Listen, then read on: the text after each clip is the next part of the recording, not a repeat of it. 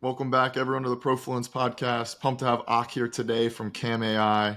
AI is hot. You guys are killing it. So much needed conversation. So appreciate you hopping on. Absolutely. Yeah. Thanks, Andrew, for having me on. So give us the quick 1 minute background of who you are. I know you're traveling around right now. You're in Dubai. You got this world presence building this company, but give us a little bit about who you are, and then we'll start to Yeah. dive a little bit more into Camb.ai. Yeah, sure. So I'm Ak. I'm the CTO at Camb.ai, and I started coding as soon as I remember. Grew I up. wish I wish I did that, man. Great job to your parents or whatever Well, intuition. we'll get to that, and I have some opinions on that as well. But yeah, I grew up in many different places, randomly in Ireland, in India, in the US for a bit as well. Always as this like geeky science nerd who was going to science fairs and building stuff. I went to CMU for my degree in CS, so did a lot of like core computer science and research there. Worked on Siri actually for 2 years at a time when Siri was actually building one of the first versions of a chat GPT like system within Siri. And not a lot of people know this. They look at the iPhone and Siri and they're like, yeah, Siri's kind of dumb. But Yeah, I'm surprised Apple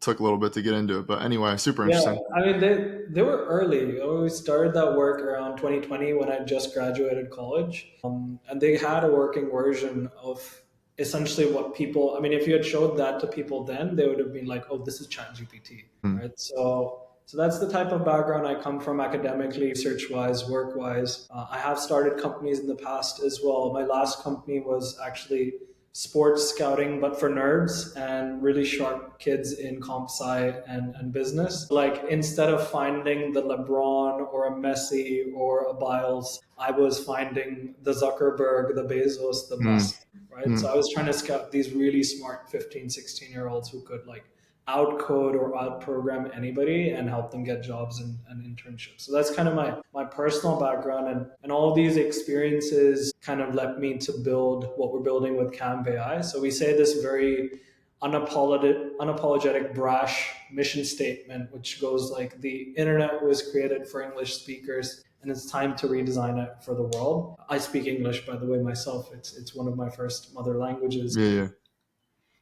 But the point is, like, most of the internet and its content is English first, or kind of trapped behind only a few languages. And today we stand at a place where AI and technology has come to maturity, where we can actually repurpose a lot of it into every language almost and make it available for the world. So this has a significant, upside. Most relatable, you think of something like a Netflix and a Yeah. movie being able to dub like English or whatever, and you watch it, but it has such a wide casting impact on the world of sports going global, or Yeah. education, being able to get educated in your native language, like college level educated in your native languages. So this is, of course, transformative technology that we're working on, that my team is working on. Very, very proud to be leading a team that's like done everything from one of the first like sports live streams using AI to some of the first movies and theaters using AI dubbing and such. So that's what I'm about. That's what Camb.ai does. And we focus on core like speech to speech translation, or as commonly people call it, AI based or AI Hmm. driven localization or dubbing. Super cool. I want to go back to something you said, scouting, and this was previously, but 15, 16-year-olds, these top coders, high performers. Yep. Now with Cursor and a lot of these, Yeah. coding assistants, where, give us the rundown on how you see that. Is it like getting really good? Where do you see that space going? Because I mean, Yeah. that's a huge industry.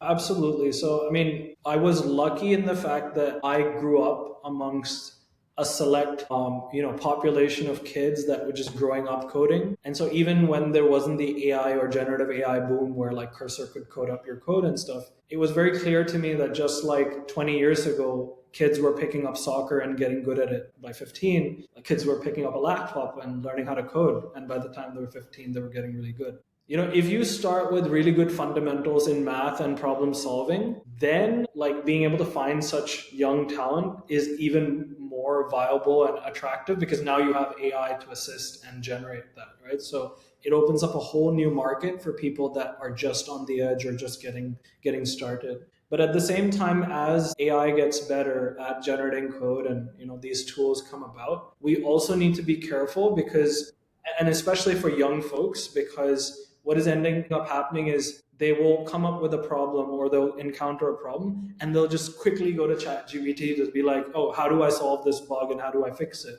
And in some cases, that can actually make someone dumber and reduce their capacity to actually go out there and solve a problem themselves, which is, when it's a whole different topic, but something that educationists need to be paying close attention to. Yes, it can like put a coder on steroids type of thing, but then that coder needs to be good, right? That programmer needs to know what they're doing. They need to have the fundamental critical thinking and problem solving abilities. Otherwise, it has the capacity to make them less and less useful. Right? So that is my opinion and take on how the space of kind of code generation and such is evolving. Yeah, and I tend to agree with that. As you started building this product, it doesn't sound like, and correct me if I'm wrong, but you had, I'm sure maybe you're a sports fan, but it didn't seem like you have a huge sports background, more on the Yep. technology side. Yep. And obviously, sports is just one side of your business, but what attracted you to this space and industry from one vertical of where you're building, like, hey, this is a good opportunity to come in here? Yeah, so just for context, I mean, most people in the sports world know us as a sports tech company, and they see this other side of us, like building our AI models and publishing it on AWS and stuff, and they're like, "You guys like do that? Like what?" So we are. I mean, for a large majority of people that we work with, we're known as a proper like sports tech company. Very recently, the Sports Business Journal conference concluded in New York. I was a speaker there. We kicked off the AI track there. So, we're well known as a sports tech company. And to your point, I mean, it's not like I grew up as an athlete. I mean, I always loved playing cricket, soccer while growing up. But one thing that attracted us to sports, both from a business and tech angle, was that in business, the type of kind of RFP cycles we see, we love, right? Because either you take a decision right now or you're waiting till next season, right? And nobody wants to be left behind, especially in AI. So those kind of sales cycles and RFP cycles are very quick when you actually compare them to other verticals other than sports. And the other very beautiful thing about sports is that, well, when you look at all possible types of content that you can use AI to voice localize, you might have like an education video or a drama content or something else. When you look at sports, it has all the elements which make content tough. You have like the commentator going, oh, and the ball goes and peppers off the green monster. Like you don't watch baseball, you wouldn't know what that even means, right? So background, multiple commentators, the fast pacedness of the game, the lingo being used. We clearly saw that, hey, if we can crack sports, most other types of content are strict subsets of the types of problems that you see in sports content. So we focused on doing sports and doing sports live. And since we've gotten really good at doing sports events live, we finished up live streaming the World Indoor Championships across all Europe in Hindi, Mandarin, and Romanian, right? So getting into very diverse languages and medium resource languages as well. But it goes to show that we've gotten really good at sports and live streaming, like multi-streaming in multiple languages. And so thus, like, it's been easier for us to break into other verticals, right? As an example, if we had just done like easy education videos, right, which are hard in their own sense, then we might not have been able to do like sports or drama. Because we can do sports really well, we can do everything else really well. And it reminds me of like the old grandma's quote, like, be good at sports and you'll be good at life. I think that perfectly applies here, right? Like, so that's why sports is very attractive and Yeah. continues to be our biggest vertical. Yeah. Well, it's funny because a lot of people actually say the cycles are slow, but the Yeah. reason being, I've if you seen the think of, cycles elsewhere.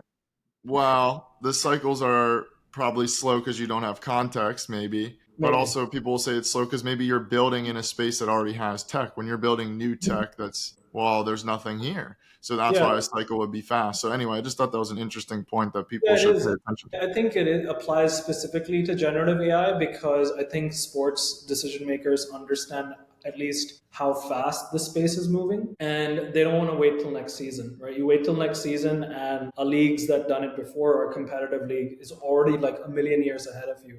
So I think it might apply specifically to generative AI as well. maybe other verticals like health and fitness and fan engagement, they're still important, but they're like, oh, it can still happen. It can wait till next season. But I don't think AI can. Yeah, I agree. And so from the product lens, okay, sports is the main one. I think you sort of mentioned education's another, but where else do you see, we talk about a lot at Profluence, sports as a wedge, right? Like exactly what you're doing. Hey, you're this tech person, you're coming into sports because you see this opportunity, but you're using it as a wedge to take your technology into other things. And where else do Absolutely. you start to look outside of sports now as you continue to grow? Yeah, absolutely. So we primarily work with large enterprises, businesses. We recently announced our partnership with the Comcast universe, where we got and we Nice. named Yep. as one of the 10 companies that got inducted into their latest cohort. We announced a partnership with IMAX late last year. And so we work with a lot of these media houses, kind of distributors, even kind of broadcast companies and streaming companies.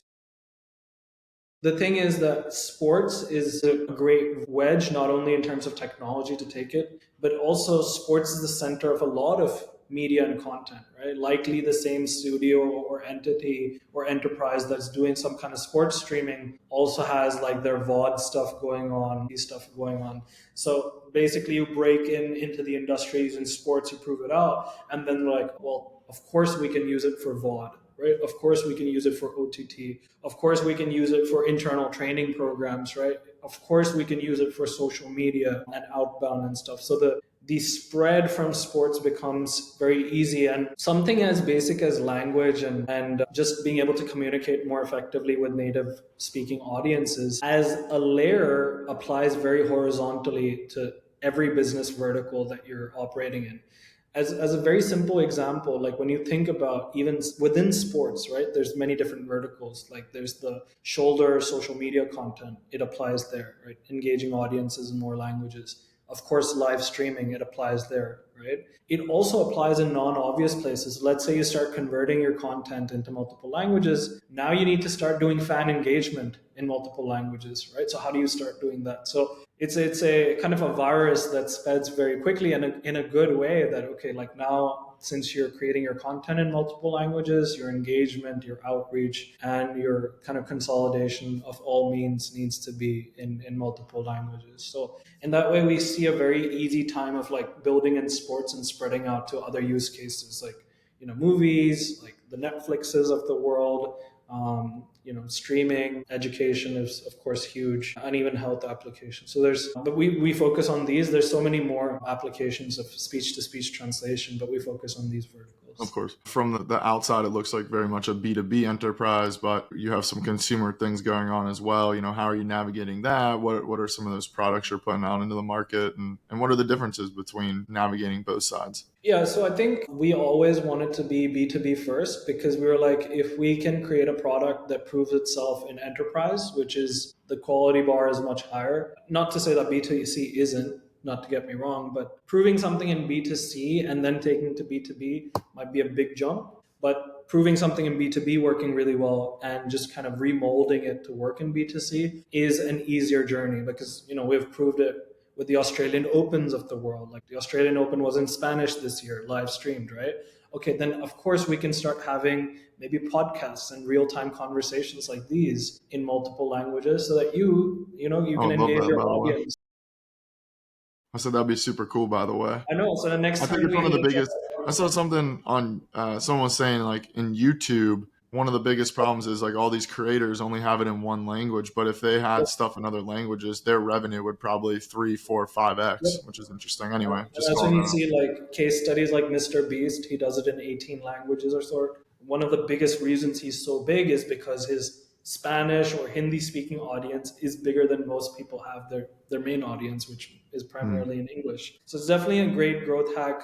And like I was saying, I mean, next time we chat up, like you can have your podcast in like multiple Yeah. languages, engage everybody in the world, right? So this is just some of the, I mean, this, we would still call this in a way B2B, because like creators in themselves are today like big And brands. this is just audio, or have you started doing it on the tech side, or what, or just video? Yeah, What's the absolutely. So we focus on audio first, but like I said, since we start in audio, it quickly spills over to also needing to do it in text, right? So let's say let's kind of personify this as, if we thought about a creator, they would start putting out their content in multiple languages, but then also their text description and audio descriptions, subtitles, everything, they need to be in multiple languages. So our SaaS platform today takes care of most multilingual needs, whether it's something as basic as document translation to full-blown AI multilingual live streaming. And so we cover that full horizontal layer of being a language AI partner for somebody. Since we've, like I said, gotten good with creators, gotten good with like major enterprises, now we're also able to bring it to consumer use cases where, let's say in more of a consumer setting where I got on a Google Meet call and I wanted to work with my coworker, they spoke Arabic. I can actually converse with them in Arabic. So today we've already launched a text-based product with that called Savant. So you can literally chat with anybody in any language. And we're also releasing a voice product very soon. So you can actually talk to somebody on a Google Meet, on a Teams or anything in whatever language you feel comfortable in and understand them in your native language. So that's of course a big unlock in a B2C play because it enables so much more business. I mean, you can think of geographies like Japan where they're Japanese first speakers, of course, and like every other business meeting takes almost twice as long because like half of it is in English, half of it in Japanese. So at the micro, you scale that up in a macro and you start to see that, hey, some economies, you can start to make 2x efficient in the time they spend in just because you're breaking a huge language barrier. Not of course amongst themselves, but like Japan to the world and the world to Japan kind of thing. And that's just one case study out of many. It applies to basically every other country. Very cool. Now, as you look at obviously, where you guys are going, we've touched on a lot of that from a macro lens. And I know we touched on it from the developer younger side. Where do you see or where things you're paying attention to in sports or just AI in general, where you're like, okay, here's some interesting things, whether in your space or a little bit outside? Yeah, no, I think we because we're in pretty much a bleeding edge area of AI. Not a lot of people are working on audio AI yet. It's very up and coming still. We get to see everything that has happened so far, and we get to have some opinions on where things are going. One of the biggest things are that most people think of the future of AI being like a Google Gemma or an OpenAI GPT or an Anthropic Claude. But actually, if you work backwards, what you'll see as the AI layer being formed is that there'll be a few big models and a few big companies, but there'll be many, many smaller verticalized models that do one specific thing. One specific model that does finance really well, one specific model that does, talking about the weather really well, right? So it's not going to be like, two people and a full horizontal. It's going to be many, many, many small things that are verticalized to just do that one thing.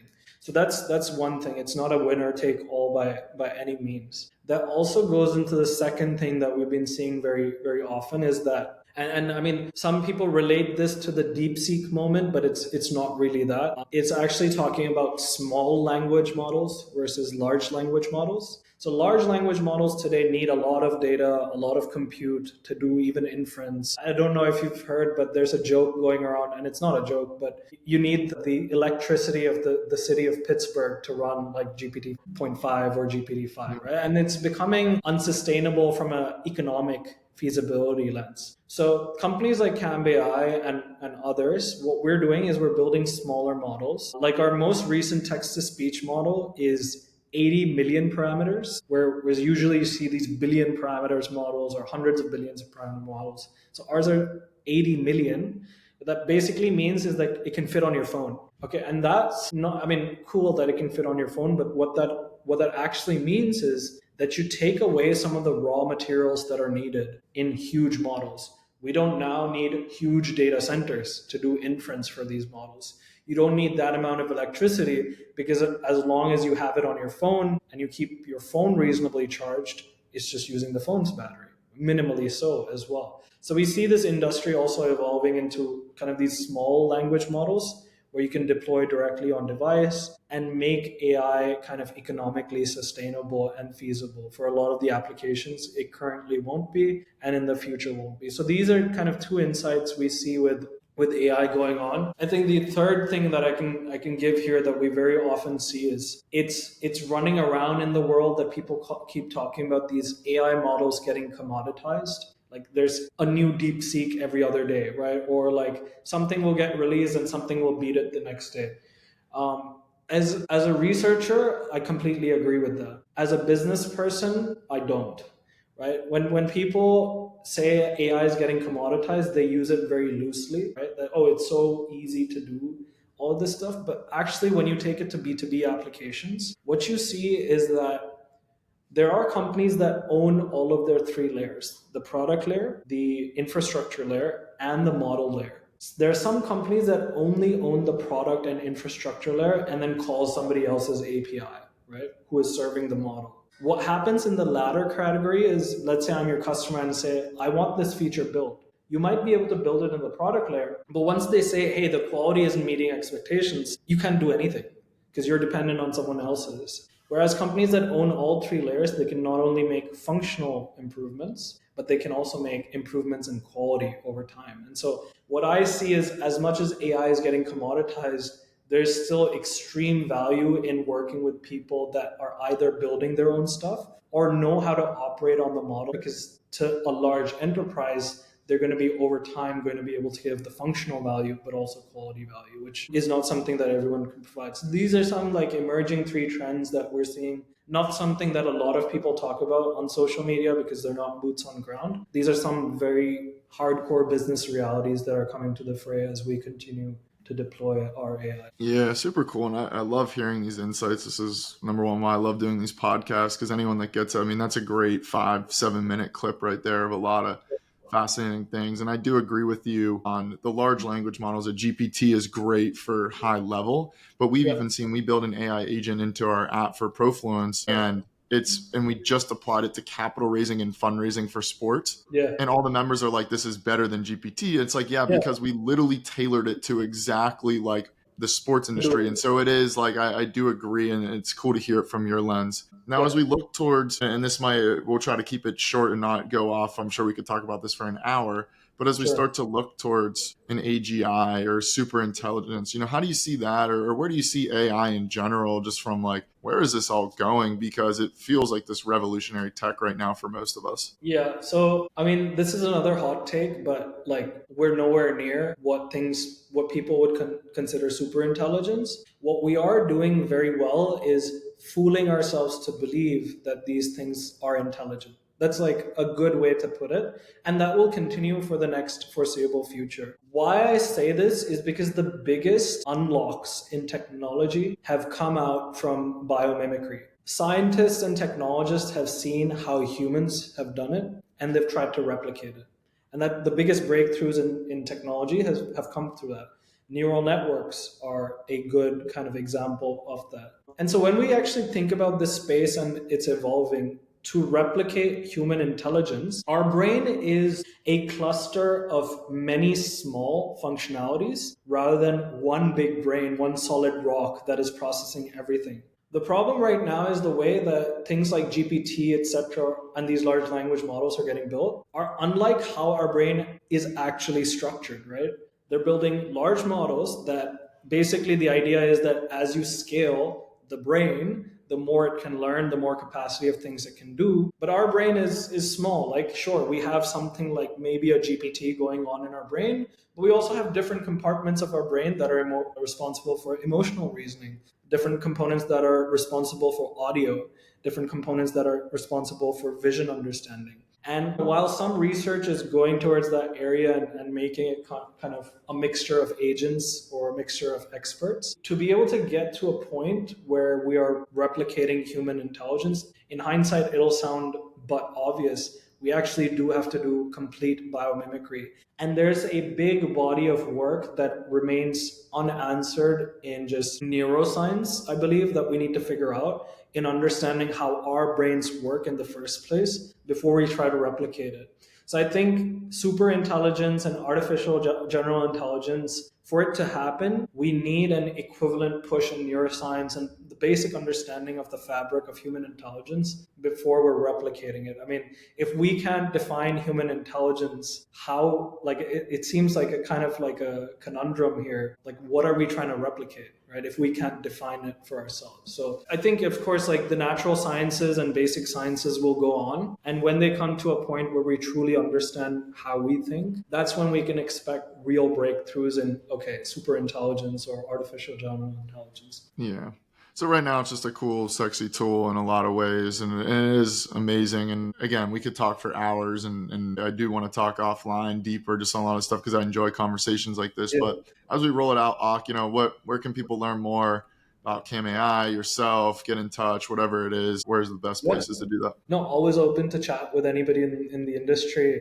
When we're working with enterprises, we don't always talk about Camb.ai. We also try talking about what we call the AI use case map, which are the use cases that you should have started 2 years ago, which are the ones that you should look as a business priority. We love doing that stuff. So, of course, you can reach us on our website, which is just Camb.ai, literally. I am Ak, ACK, at Camb.ai, so you can just shoot me an email, but also give you the LinkedIn. Maybe you can drop it in for people that like Yeah, to we'll connect. put all the links in. So, Awesome. Yeah, this yeah, this was incredible. I love what you're doing, and appreciate yeah, it. excited to see where it goes and just the space in general. Like, see where sports goes, see where AI goes, and so this is like my sweet spot Yeah, of cool things yeah, happening. absolutely. Same here. Yeah, thank you, Andrew. Appreciate it.